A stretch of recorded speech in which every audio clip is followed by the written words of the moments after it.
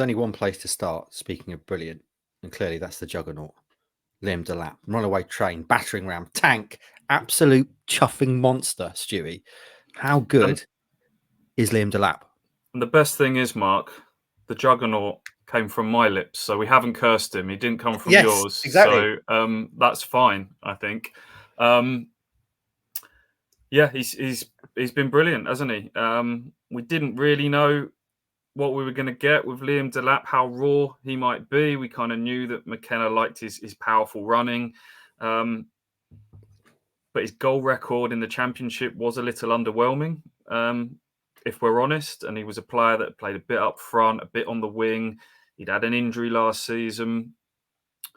Big responsibility to come in and be the number 9 and lead the line, as Kieran McKenna keeps saying, for a Premier League club at 21 years of age.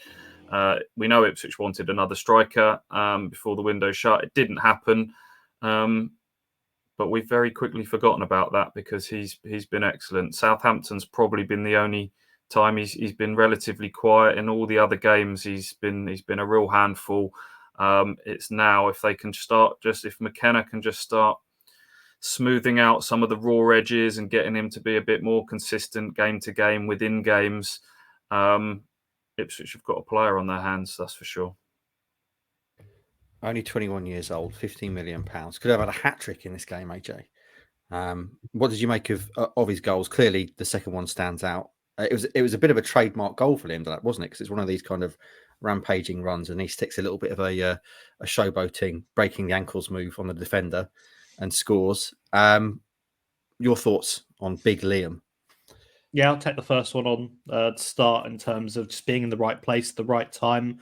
He's so good at getting into pockets of space to be unmarked, which I think is, for a player of his size and someone that I'm sure Unai Emery would have picked out before this game, saying stick to him, because Southampton did that quite well, as Stu said, and they managed to limit him. But no other team have really managed to figure out the spaces he gets into, and Villa had no clue for a lot of this game.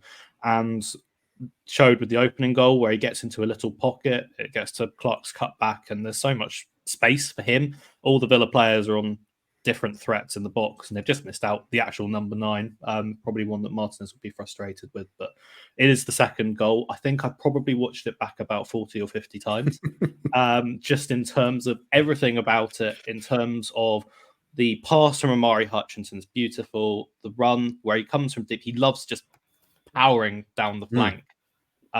We've seen that now 3 times, I think, hasn't it been? Where he's quite often got something from those, or at least tested the goalkeeper, hit the post. And this one, he just pushes through, gets into the box. Diego Carlos is there, an experienced defender in Diego Carlos. He's quite a lot older than him and a lot more experienced. Sends him absolutely flying with some nice step overs and the low finish. And I like the name, the Juggernaut, right? But one of the standout things for me is that he's so big and powerful, and you'd expect a striker like that to be absolutely crap with the ball at their feet.